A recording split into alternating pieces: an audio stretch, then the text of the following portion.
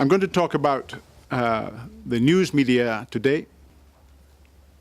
And I think that journalism is at least as important today as it has ever been.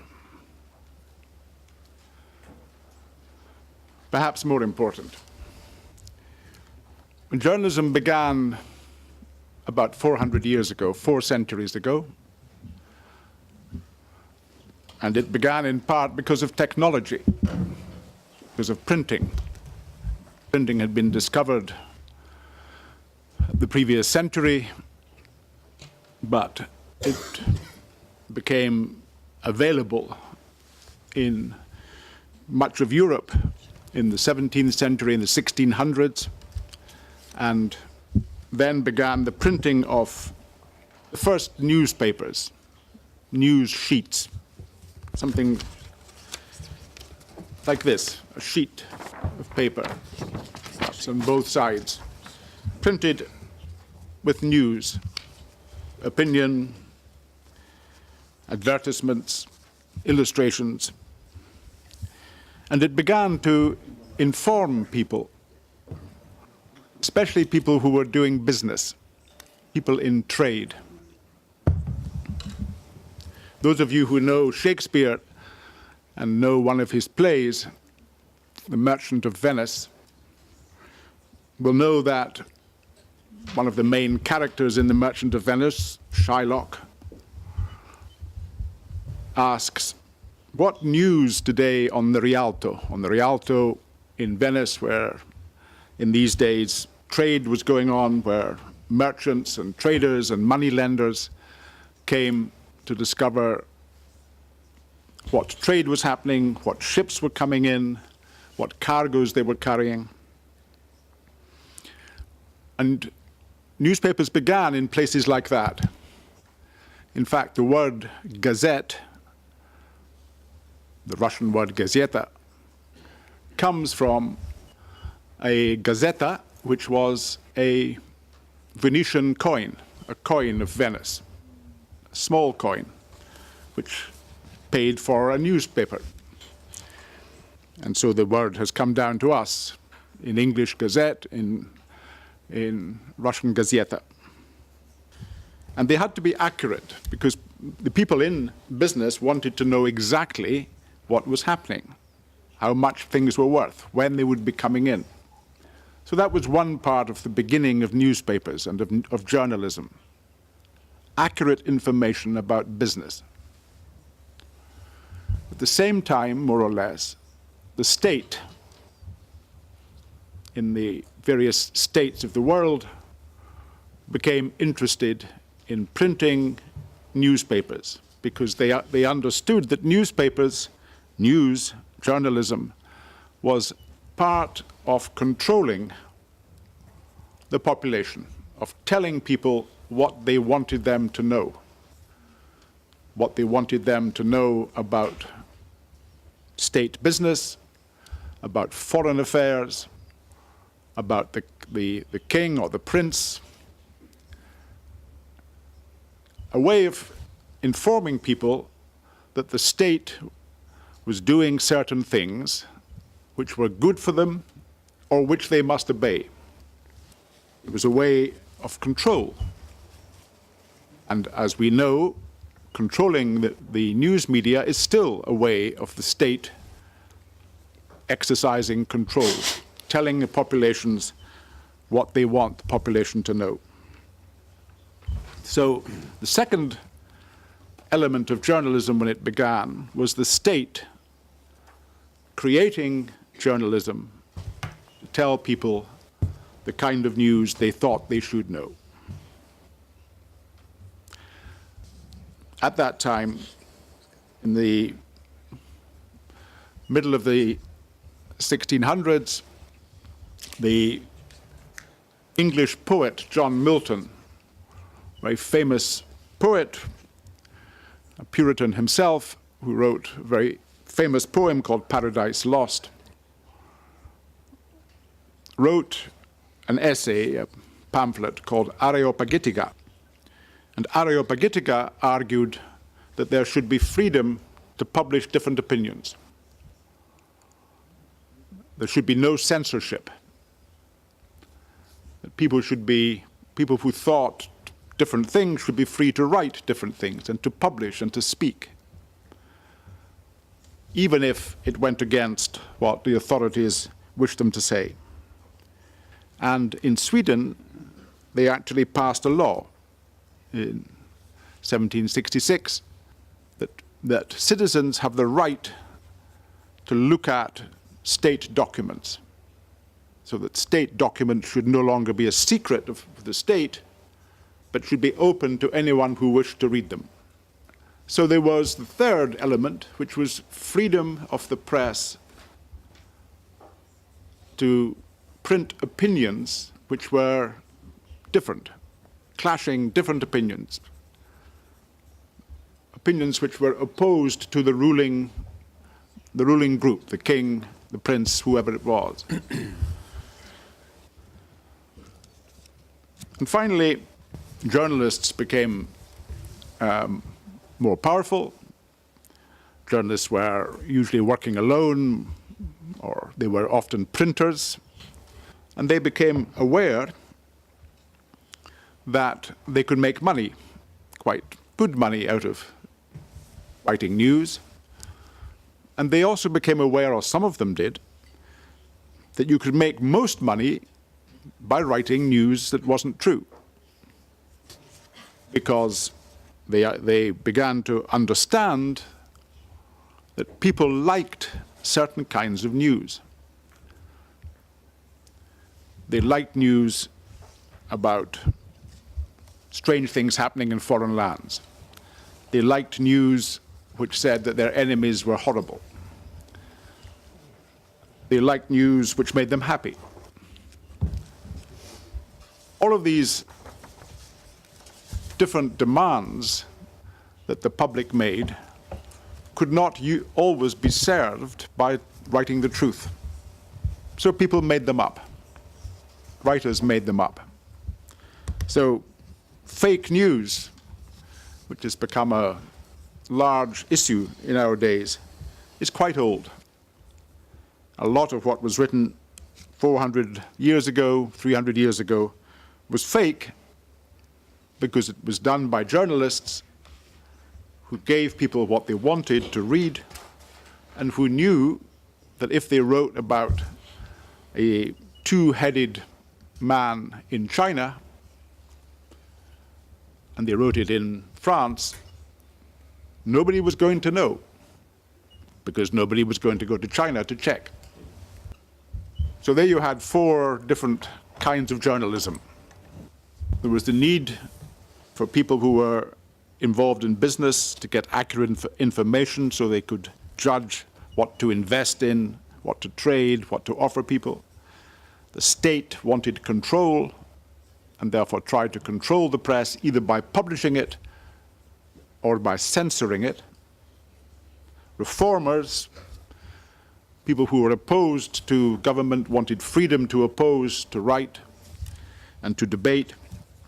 And journalists wanted to make money and found out that telling the truth wasn't always the best way to make it. But it was not until the 20th century, the last century, until actually after the Second World War, when a new approach to the news, partly coming out of the consequences of the war, a more serious debate began among journalists about the need to tell the truth, because that's what journalism should do. It became much more accepted among journalists and among others too, among politicians, professional people, that journalism was necessary for democracy. Free journalism was necessary for democracy. But if journalism was free, that is, the state didn't control it, then it should be truthful. There was no point in being free to tell lies, so the argument went. Being free meant telling the public the truth. People should know what the government is doing. should know what is happening in society, should know what's happening as far as possible abroad, in order to make up their own minds, in order to have information which made them more powerful as individuals, more powerful as groups, in order to be full members of a democratic society, to make decisions based on facts rather than on myths, on lies, or more often on ignorance. An educated population, it was argued, was necessary for a democratic state. That had been argued back in the 19th century, but it became central to the conception of journalism, of responsible journalism, only in the last century, and really since the last war. So what has changed today? What's changed for our society? How is journalism different from what it was? And it is different. In one word, what has changed is the internet. In two words, what has changed is the internet and Donald Trump. Journalism before the net had to come from somewhere that you more or less knew where it came from. But with the net, you don't always know where it's coming from.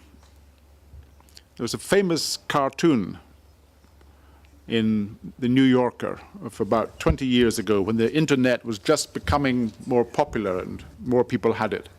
Famous cartoon where there's two dogs, and the dog in front of the computer is saying to the dog on the floor, "The great thing about the internet is that nobody knows you're a dog." And that cartoon became the most popular cartoon that the New Yorker had ever published, because it said something absolutely central, truthful about the internet. Nobody knows you're a dog. Nobody knows who you are, unless, of course, you tell them. You can make up what you want. You can make up a personality. You can make up news. You can claim that the lie is true. And so we get fake news. So the net allows that kind of thing to happen.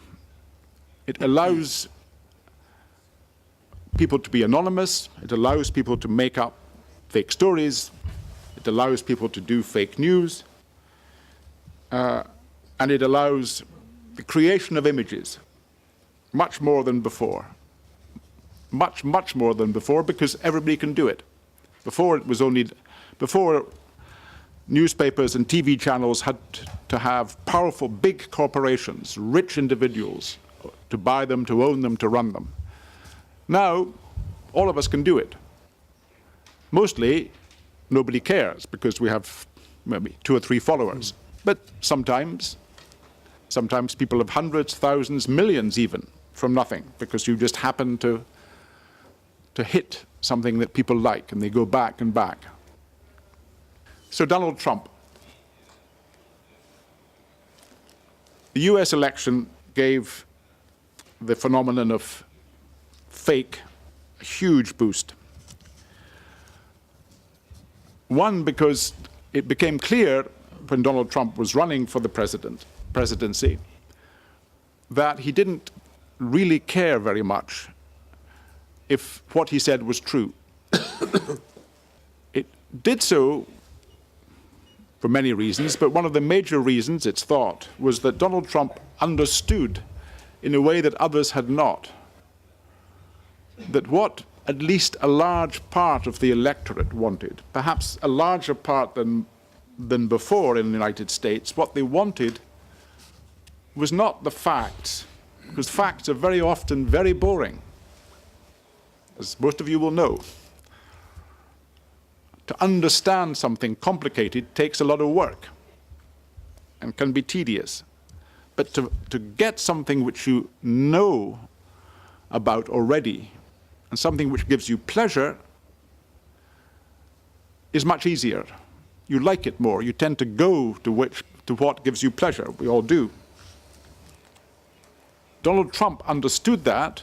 He'd been a TV star for many years on a show that was built around him called The Apprentice.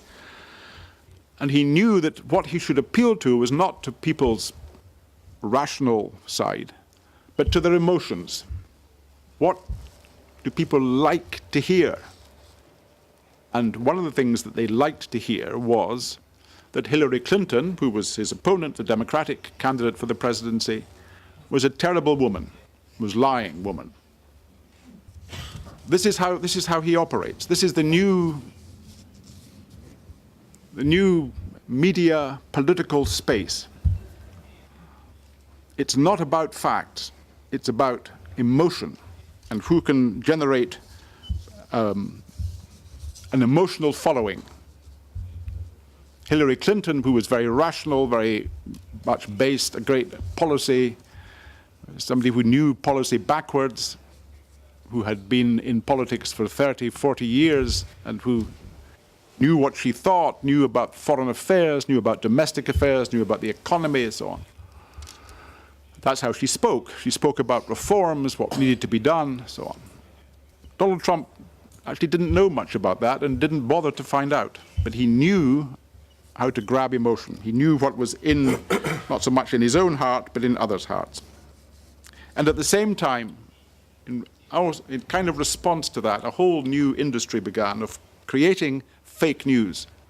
President Obama, in an interview he gave just before he left office, told the editor of The New Yorker that he was worried about fake news. It says that the new media ecosystem, he said, means everything is true and nothing is true. An explanation of climate change from a Nobel Prize-winning physicist looks exactly the same on your Facebook page as the denial of climate change by somebody who's paid to say so by wealthy industrialists who don't like the theory of climate change.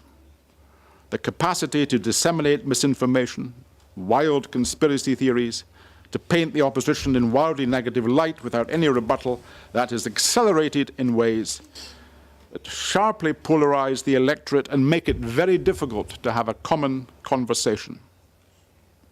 Up to the 90s, he said, there was a baseline of facts up to the 90s, i.e. before the internet, before Donald Trump. There was a baseline of facts that we could work from, and now we just don't have that. This is former President of the United States saying this. Is he right? Do we not have that? I think he's partly right. It's a problem, a real problem now. As I said, it's not a new problem, but it's a much bigger problem. It's much more difficult for many people to know how to navigate the net, what is true. At the same time, there are many more sites now which are fact-checking. Again, it began in the United States, but now in most countries, certainly in democratic countries, there are organizations which check facts, not just in journalism, but also in speeches, especially by politicians, in all kinds of things. They take something which seems to be possibly wrong and fact-check it. And very often it is wrong, at least partly wrong. Facebook and Google and Twitter have all been criticized for putting out material which is wrong, fake news, lies, so on. And they're now say that they're trying to do something about it. They're removing fake news from their sites. All journalism which is true, this is a generalization, but it's mainly true,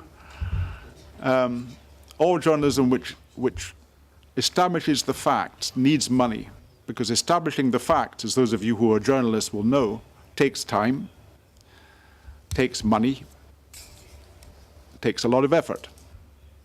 So if you want to write a truthful story, especially if you're doing an investigation, like Panama Papers, it took a long time to do. It took months and months and months of journalists all around the world working on it. So journalism which is true needs money. The only journalism which doesn't need money which is really free, is fake, because you can make it up. Thank you.